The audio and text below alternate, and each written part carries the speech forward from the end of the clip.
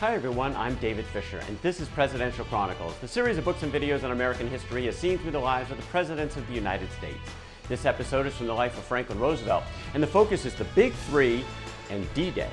The year is 1943, and two of the Big Three, Roosevelt and Britain's Winston Churchill, met one-on-one a couple of times in 1943. First in Washington, D.C., and eventually in Quebec as well, going over the military situation, victory in North Africa over the Germans, victory in Sicily, and kind of a back and forth in Italy, some advances, but also some setbacks. But also in Quebec in particular, they focused on the pressure coming from the third member of their team, Soviet Union's Premier Joseph Stalin, who continued to push for a cross-channel invasion from England into France, create a second front on the western side of Europe, and relieve some of the pressure that he's still feeling in Russia based on the German invasion there. Well, Roosevelt and Churchill finally agreed, yes, cross-channel invasion would occur, Operation Overlord now set for the spring or summer of 1944. Well, also in Quebec, Roosevelt and Churchill talked about another project, the Manhattan Project, the race to create an atomic weapon, a new kind of weapon to release the energy of the Earth in a way that no one had ever seen before, believing that the German physicists under Adolf Hitler were also in this race. Well, the Americans had formalized some of the structure now around the Manhattan Project, putting Leslie Groves, a general from the Army Corps of Engineers, in charge of the overall development and testing and infrastructure associated with this plan. Groves had selected Robert Oppenheimer, a Harvard-trained physicist who is now working out of the University of California at Berkeley, to kind of lead the scientific side of things. And they had a major breakthrough in December of 1942. Enrico Fermi and his team initiated the first controlled chain reaction, one of the key elements on the way to an atomic weapon. Well, Groves and Oppenheimer said, look, we got to get all of our scientists, all of our efforts together in one place. We have to do it in secret. So they picked a spot, Los Alamos, in the desert of New Mexico, where everyone would converge. They would continue to pursue the atomic bomb. Now, Roosevelt and Churchill weren't counting on this, but they, again, were committed to pursuing it with all the resources that they could pull together. Well, for the Big Three, Roosevelt wanted to meet Stalin. He wanted to meet him in person. He believed in the power of personal diplomacy, in particular his own power to be effective in that kind of a situation, to talk not only about military strategy, post-war plans. Well, they finally agreed. Stalin had been reluctant to leave Russian territory while they were under attack, but he did agree to go just across the border into Teheran, where he would meet with Churchill and he would meet with Roosevelt for the first time. For Roosevelt, this is an arduous trip. His first stop was actually in Algiers. He met with General Dwight Eisenhower there, also had a chance to see a couple of his sons, Elliot and Franklin Jr. All four of Roosevelt's boys enlisted in the military for World War II.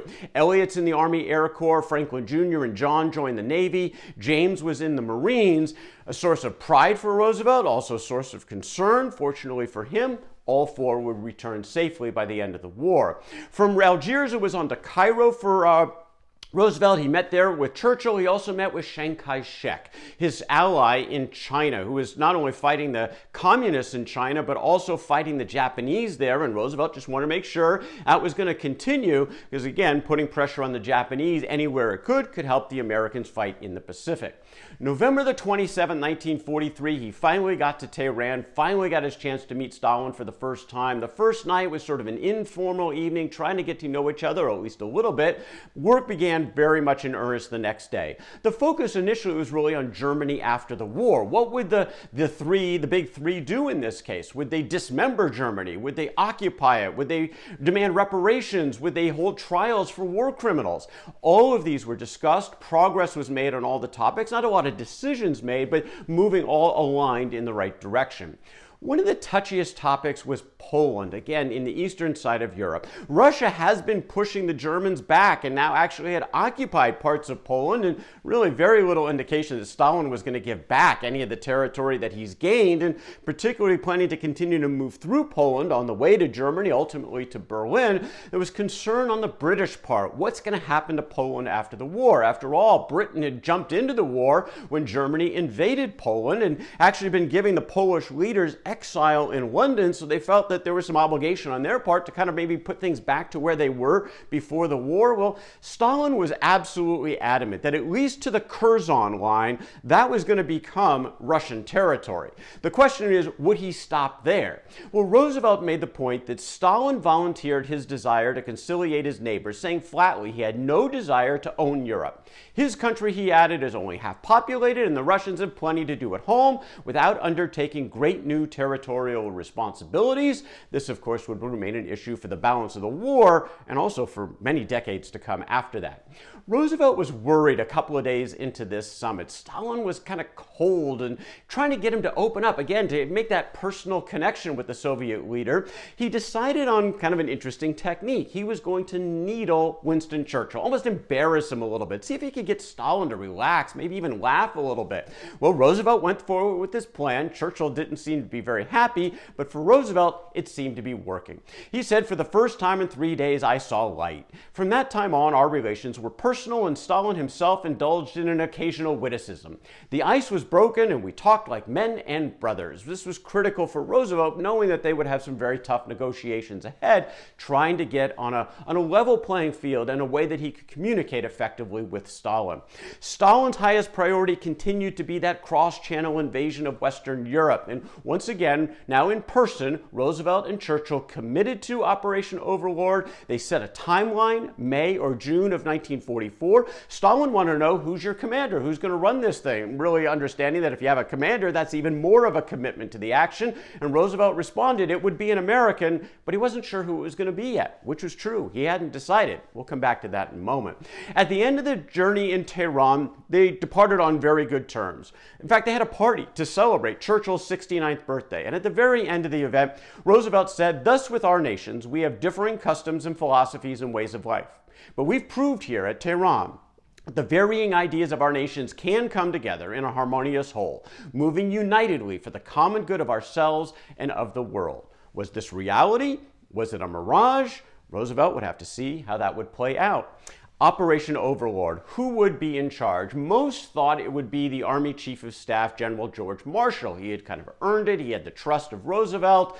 But Roosevelt said, well, he was going to actually ask Marshall for his opinion directly. They're in Tehran. Who should lead this thing? Kind of thinking he would open up and say maybe himself. Well, Marshall wasn't that kind of person. He wasn't going to do that. He basically said, "Mr. President, you're on your own to make this call. Do what you believe is right." And Roosevelt responded, "Then it will be Eisenhower."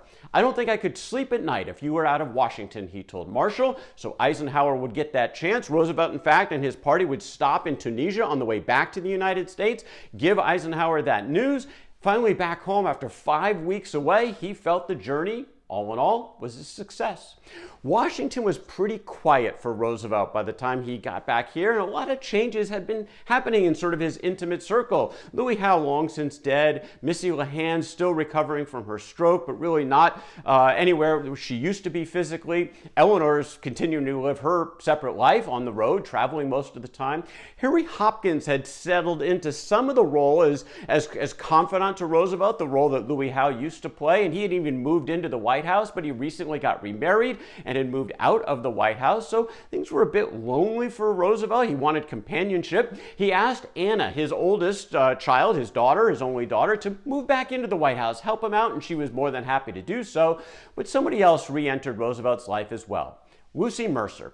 Lucy Mercer, now Lucy Rutherfurd, the woman that he had had an affair with some 25 years or so before, which Eleanor Roosevelt found out about, and Roosevelt said, "Look, I'm going to cut it off and never see her again." Wasn't in quite the truth. Lucy had actually married William Rutherfurd, a wealthy man who was actually now very much ailing on his own right now. And he had kept in sort of correspondence with Lucy over the years, Roosevelt did. In fact, he had secretly invited her to attend his inaugurations. Well, now she was back in person, and she would meet with Roosevelt occasionally for drives around Washington, even visits to the White House, usually with other people around. But Roosevelt really wanted that companionship. He was lonely. He was in the heart hardest job in the world, trying to run a war and save the world? Well, Lucy was a breath of fresh air for him. Some of that intimate companionship he certainly wasn't getting from Roosevelt. Missy LeHand wasn't around anymore. It was a reintroduction, and it was a comfort to Roosevelt at this very, very difficult time in his life. Look, Roosevelt was not doing well physically. He was looking feeble for the first time in his life, and this really had nothing to do with his polio. That had taken the use of his legs away, but by and large, he had actually been in very healthy, very good shape most of his life, even through the first 2 terms of his presidency. But now with the war, the stress, the travel, the ungodly hours that he was putting upon himself, finally decided to go for a checkup. Bethesda Naval Hospital nearby in Washington, D.C., and a cardiologist by the name of Dr. Howard Bruenn took a look, and he was shocked at what he saw. Blood pressure, 186 over 108. Roosevelt had trouble holding his breath. He had a systolic murmur in his left ventricle and his heart, all signs of the onset of congestive heart failure. Well, Bruenn was very worried about this. He put out some orders. Look, you got to rest, you got to lose weight, you got to cut down on the drinking and the smoking. Bruenn was assigned full-time to Roosevelt. He would monitor him daily at the White House. Some days would be better, other days Franklin Roosevelt was aging rapidly in his role as commander-in-chief during this time of war. Roosevelt would occasionally get updates during this part of the war on the plight of the European Jews. Of course, that news was all bad, but his own administration, his own State Department, was really not inclined to offer much help. Cordell Hull, the Secretary of the State, once told Roosevelt that the unknown cost of removing an undetermined number of persons from an undisclosed place to an unknown destination, a scheme advocated by certain pressure groups, is of course out of the question. The Assistant Secretary of State Breckinridge Long was in charge of the visa program in the United States, and he was reportedly even more of an obstacle in place of trying to help Jews emigrate out of Europe. Now, the Treasury Department, which had more Jews in leadership positions than probably any other part of the government, was tired of this and began to sound the alarm. General Counsel in Treasury Randolph initiated and worked with some colleagues on a report called the Report to the Secretary on the Acquiescence of This Government in the Murder of the Jews. Gave it to Secretary of the Treasury Henry Morgenthau, who brought it to President Roosevelt. In this report, they said officials in the State Department have not only failed to use the governmental machinery at their disposal to rescue Jews from Hitler, but have even gone so far as to use this governmental machinery to prevent the rescue of these Jews. Well, Roosevelt took this as a bit of a wake-up call, and he took an action. He stood up the War Refugee Board, and it was outside of the State Department. John Pehlee in the Treasury Department was put in charge, and he and his team began working with neutral countries, Switzerland and Sweden and Turkey, along with the Red Cross, to try to find ways to bring aid and emigration opportunities for Jews in Eastern Europe to escape what in essence had become the Holocaust. Well, they did have some success. And according to the group, and Pehlee in particular, they believed that they had actually helped save tens of thousands of Jews. But Pehlee admitted, frankly, that in the end, it was too little, too late. There was not that much in the grand scheme of things that the Roosevelt administration did to help save of the 6 million Jews who were murdered by Hitler during the Holocaust. The Americans had not done all that much to provide relief for these folks who were victims of this genocide. Roosevelt was looking to the future in part for his returning veterans. After the war, what was going to happen to these millions of people who had served their country? Well, he wanted to give them a leg up, and he proposed something called the GI Bill of Rights. Unemployment benefits, counseling services, low-cost loans for homes and farms, and most importantly, access to higher education for veterans. According to Roosevelt, lack of money should not prevent any veteran of this war from equipping himself for the most useful employment for which his aptitudes and willingness qualify him. I believe the nation is morally obligated to provide this training and education and the necessary financial assistance by which they can be secured. Up to about half of the 16 million people who served in uniform in the United States receive benefits from the GI Bill, including these life-altering access to higher education, not only for these vets, by the way, because this would continue in the future, for soldiers and sailors really for generations to come, coming from Roosevelt's GI Bill. The spring of 1944, a lot of stress on the president. He is worried every single day about the upcoming invasion of France. D-Day is set for around the first week of June of 1944. This was going to be the largest amphibious assault in the history of the world. The target was a 50-mile wide beachfront in France, near Normandy, France, trying to penetrate the Atlantic wall of defense that Hitler had put together throughout the entire eastern, or rather western part of Europe. Again, a 50-mile stretch of beaches that they codenamed by particular terms, with the Americans responsible mostly for Utah and Omaha Beach. The British would lead the assault on Gold and Sword Beach, and the Canadians would have the lead on Juno Beach. 156,000 men were going to be involved in this operation, and when they did land on June the 6th of 1944, they stormed those beaches. The greatest resistance came on the Americans on Omaha Beach, but this was a costly but successful venture. On this first day, they did secure the beaches. They were about going up against those the machine gun fire from the pillboxes from the Germans that were firing down to keep the Americans and the British out. They suffered about 10,000 casualties on that first day, with about 4,000 killed, but they did get the foothold secured across those beaches, so that by the end of the first week, 326,000 men were on those beaches ready to march into France and Western Europe. 50,000 vehicles, 100,000 tons of equipment were brought in, all within the first week of Loam. There was strong resistance from the Germans in the areas surrounding Normandy. This was going to be a tough fight just to get through this first path, but the second front was finally in play. The path to Berlin was on. In a different kind of fireside chat, Roosevelt spoke to the country almost in the form of a national prayer. "They will be sore tried," Roosevelt said, "by night and by day without rest until the victory is won. Men's souls will be shaken with the violences of war, for these men are lately drawn from the ways of peace. They fight not for the lust of conquest, they fight to end conquest. They fight to liberate.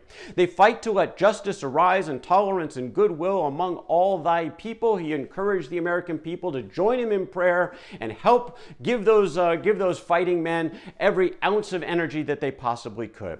Look, it was going to be another year of horrific fighting before this war would come to an end, but the path to victory, clearer now than ever before. That's Franklin Roosevelt and the Big Three in D-Day from the life of Franklin Roosevelt. For more presidential chronicles, check out my books on Amazon.com, and don't forget to subscribe to my YouTube channel. Until next time, I'm David Fisher. This is Presidential Chronicles.